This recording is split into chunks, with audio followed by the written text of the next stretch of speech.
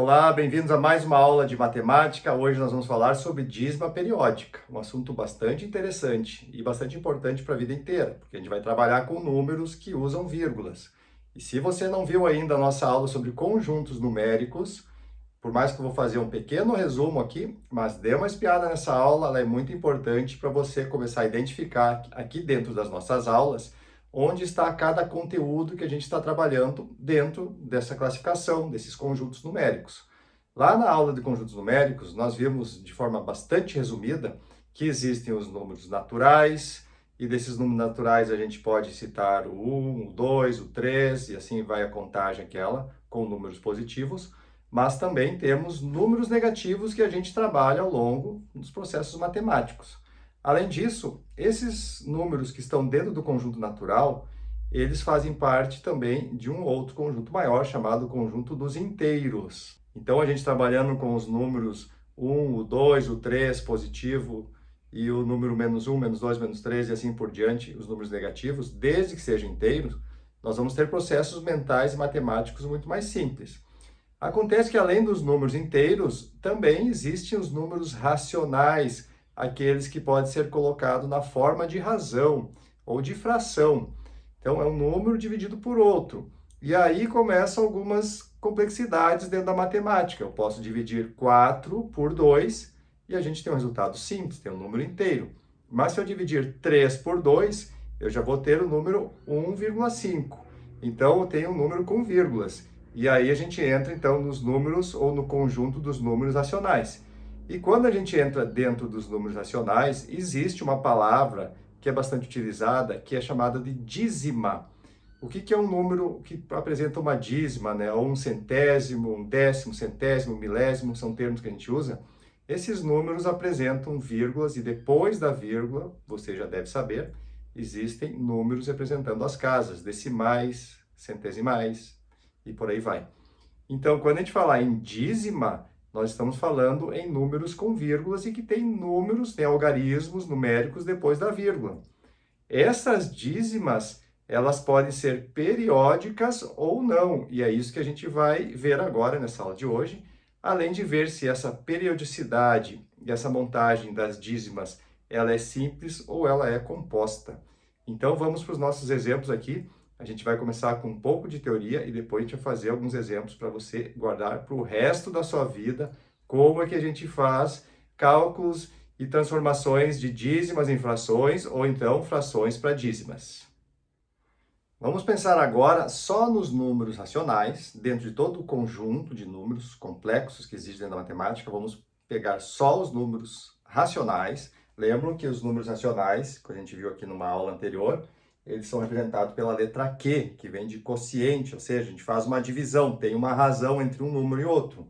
Então, os números racionais, eles podem ser apresentados tanto com um resultado que vai dar um número inteiro ou um resultado que vai dar um número fracional. O que a gente está falando?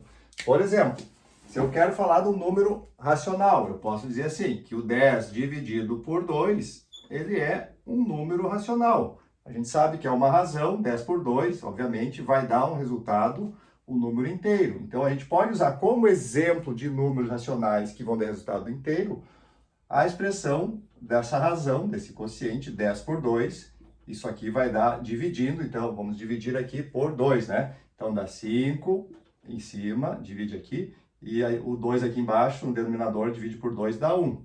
Eu tenho ainda uma fração, um número racional. É claro que nós, no dia a dia, no cotidiano, a gente representa essa fração como um número inteiro. Aqui está o resultado, 5.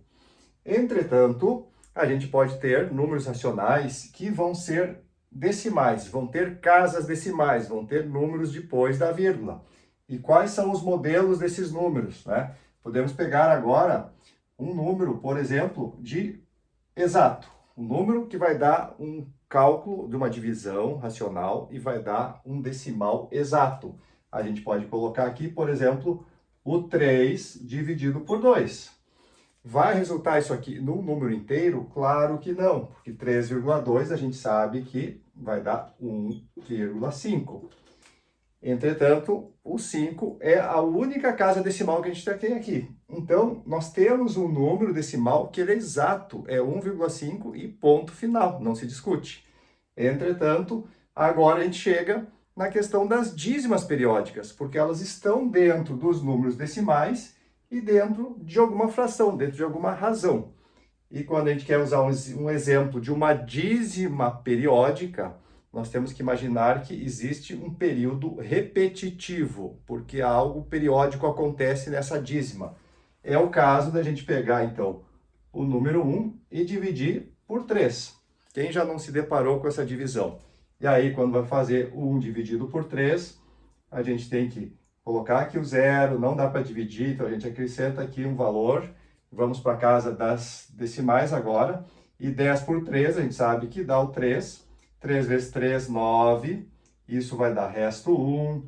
Aí eu quero continuar dividindo, eu vou acrescentar o zero aqui, vou ter que multiplicar por 3 de novo. 3 vezes 3, 9. E esse processo com resto 1 vai infinitamente nos trazer a resposta como um número que é 0,3333 até o infinito. E aqui a gente tem aquilo que a gente pode chamar uma dízima, porque é um número com vírgula, depois tem decimal, centesimal, milésimos e por aí vai.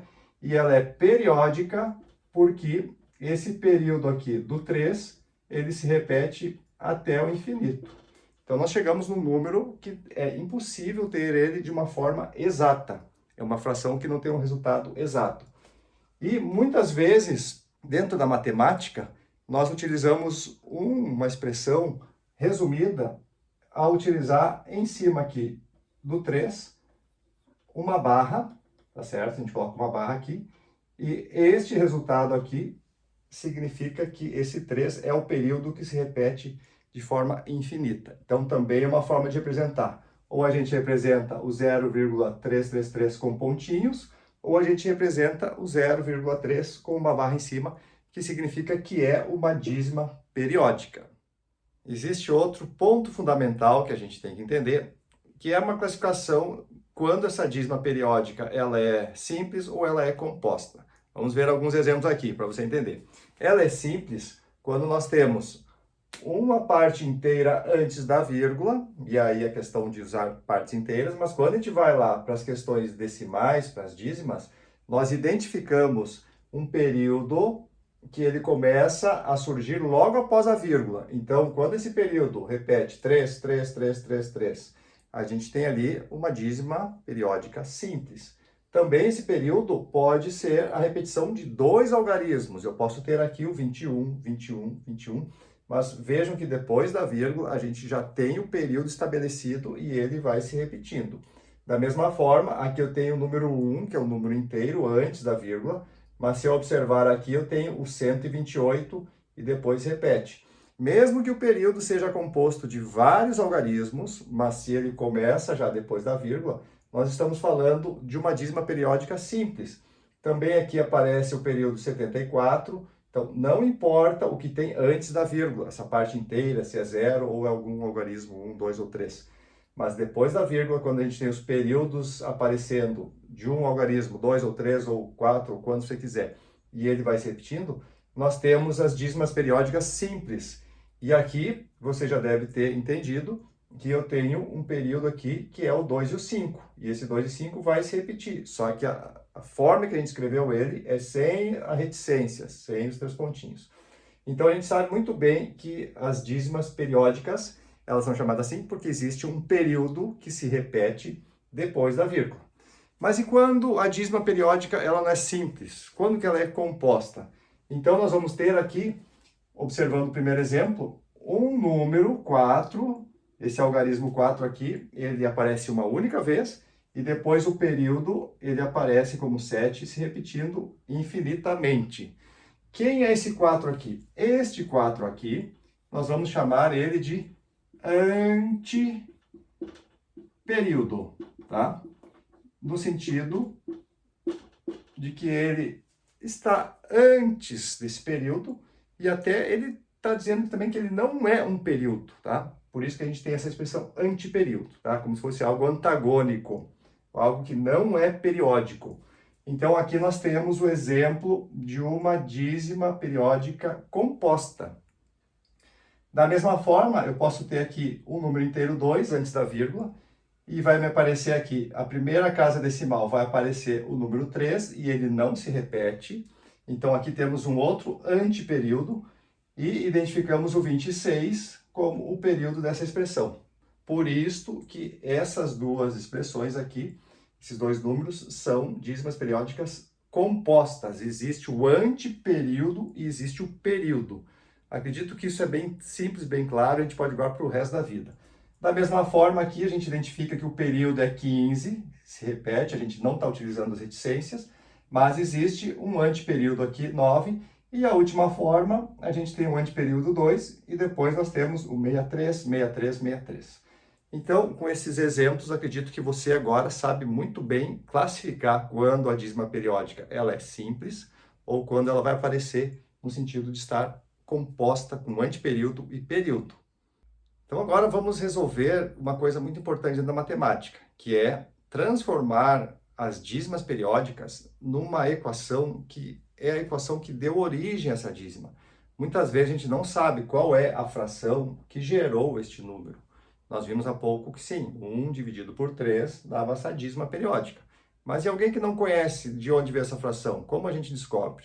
Então, existe um processo muito interessante de transformar as dízimas periódicas em equações.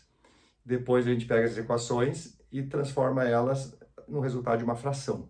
Tá? Esse é um processo que não é de decoreba, não é um macete. A gente está fazendo aqui a fórmula de ouro, a regra de ouro, de como transformar a dízima periódica em fração. E uma vez que a gente aprendeu essa sistemática, esse algoritmo, a gente pode enfrentar qualquer outra dízima periódica que surgir e vamos conseguir transformar em fração, mesmo que seja um pouquinho mais trabalhoso. Então vamos lá. O que a gente faz? Primeiro temos que entender que as equações, quando eu tenho, por exemplo, que o 2 é igual ao 2, vamos reforçar aqui, eu posso mudar essa equação? Posso. Como é que eu posso mudar? Eu posso multiplicar dos dois lados, por exemplo, por 10. E eu vou ter outra equação diferente, que é o 20 é igual a 20. Mas eu não desrespeitei o processo de manter a igualdade dos dois lados. Tá? Entendido essa possibilidade de multiplicar dos dois lados ou dividir, nós vamos fazer isso com as dízimas periódicas para transformar elas nas frações que deram a própria origem a elas mesmas, tá? Então, vamos pegar aqui o primeiro exemplo. A gente tem aqui o 0,333 até o infinito. Vamos dizer que esta expressão aqui deve equivaler, tem que ser igual a alguma fração que a gente vai chamar de f aqui. Existe uma fração que é igual a essa dízima, porque foi dessa fração que originou isso aqui. Mas eu não consigo resolver assim. Então, usando aquele sistema de multiplicação dos dois lados, né, aquela questão técnica, vamos multiplicar aqui por 10 e também aqui por 10. Essa é a primeira saída que a gente tem que fazer quando quer transformar dízimas periódicas em fração. É multiplicar ambos os lados, tanto do número que a gente tem como aquele que a gente vai encontrar, por 10. Essa é uma regra de ouro. Nós vamos ter aqui o resultado de 3,333 até o infinito. A vírgula vai para a direita porque eu preciso, multiplicando por 10, eu preciso aumentar esse número. Então, aumentou para 3. E aqui nós vamos ter algo equivalente ao 10 vezes o f. 10 vezes essa fração. Nós temos que encontrar o valor da fração. Bom, nós podemos agora fazer uma seguinte técnica. Vamos considerar que a gente está com duas equações, e é trabalhando essas duas equações que nós vamos encontrar essa fração. Chamamos essa aqui de equação 1 e essa aqui de equação 2. Agora a gente pode fazer o quê? Podemos fazer um processo de fazer o que está na equação 2 menos o que está na equação 1. Isso aqui é um processo matemático que a gente vai fazer.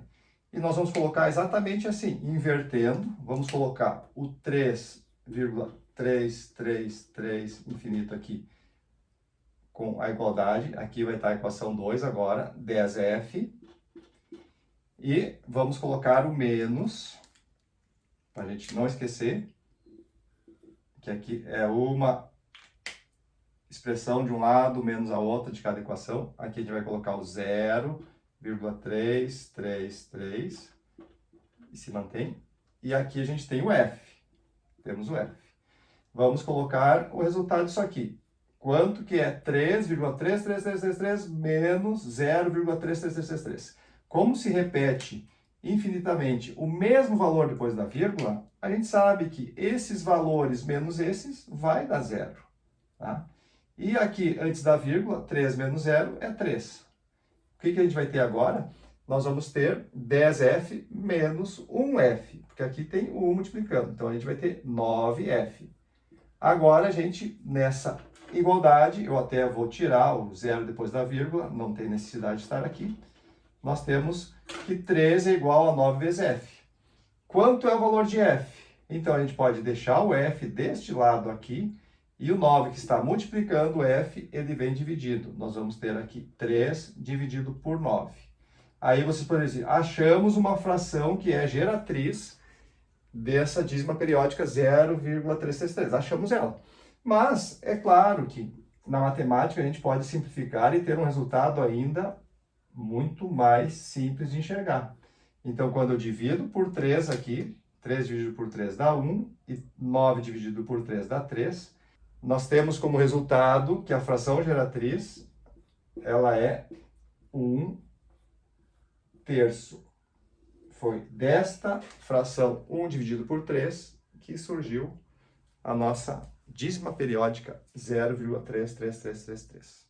Agora vamos fazer o exemplo de uma outra dízima periódica simples, mas que possui tanto uma parte inteira aqui, como tem dois algarismos fazendo a composição desse período, que é o 45.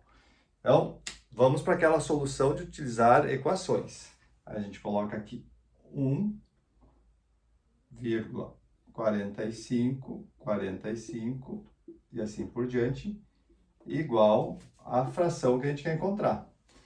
Essa fração, vamos multiplicar por 10 e vamos ter aqui vezes 10, então vamos ter 14,54. Veja que mudou o período, antes era 4,5, agora é 5,4.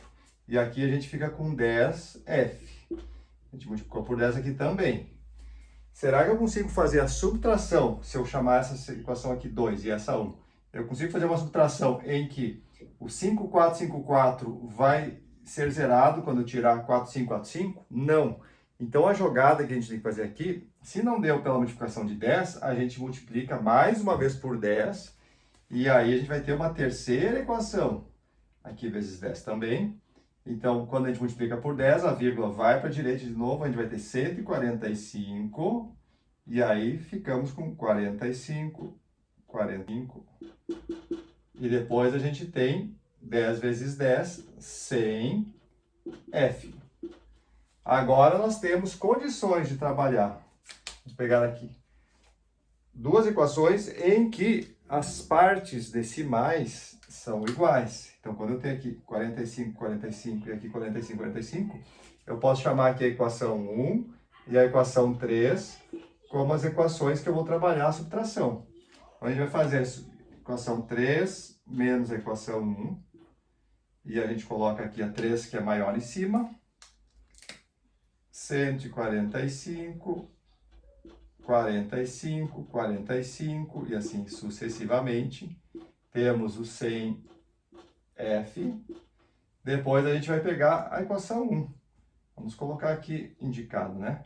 Menos 1,45, 45 e assim por diante. E aqui a gente tem o F. Como que vai ser o resultado disso? Vamos colocar aqui, logo abaixo. Tá? Então, nós vamos eliminar toda essa parte aqui que é igual, fica zero. E eu vou ter 145 menos 1, 144. E aqui do lado eu vou ter 100F menos 1F, 99F.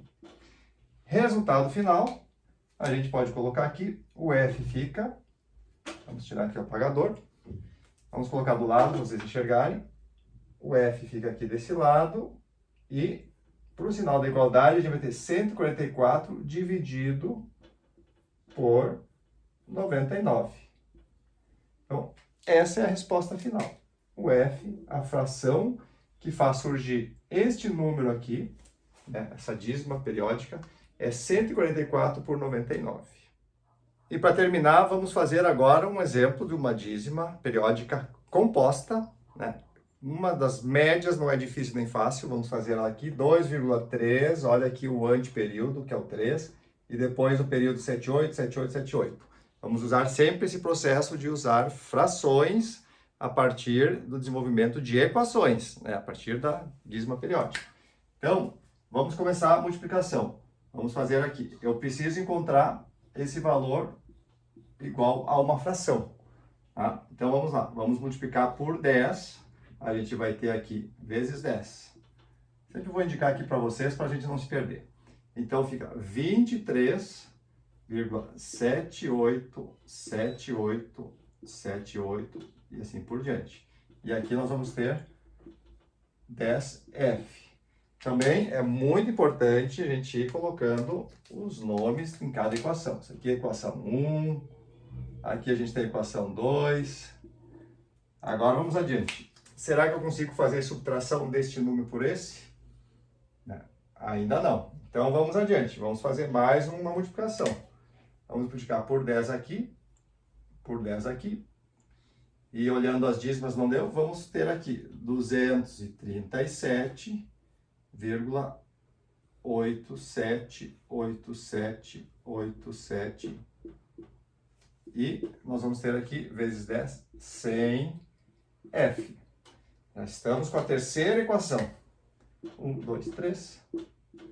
Vamos olhar só a parte das dízimas, parte decimal aqui. 378, 7878, 8787. Até agora não fechou a igualdade dos números depois da vírgula. Então vamos para uma quarta montagem de equação, vezes 10 aqui também. E nós vamos ter aqui 2378,7878 e assim sucessivamente. E agora 10 vezes 10, vamos ter aqui 1000. 1000F. Chegamos numa quarta equação. Agora sim, nós podemos identificar que a equação 2 e a 4 tem a mesma parte do 78778 como período depois da vírgula. Então a gente vai pegar essas duas equações. Já vamos aproveitar que a equação 4 está aqui, vamos só jogar a equação 2 aqui para baixo, ó, gente. Então, e já vamos fazer a subtração aqui, ó. Vamos ser mais diretos. Jogamos o 23 aqui, depois 78, 78 e assim sucessivamente. E na equação 2 a gente tem aqui 10F. Tá?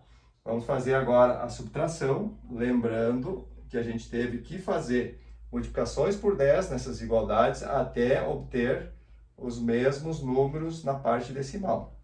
Quando a gente tem aqui 78, 78, 78, esse menos esse vai cancelar, isso dá zero.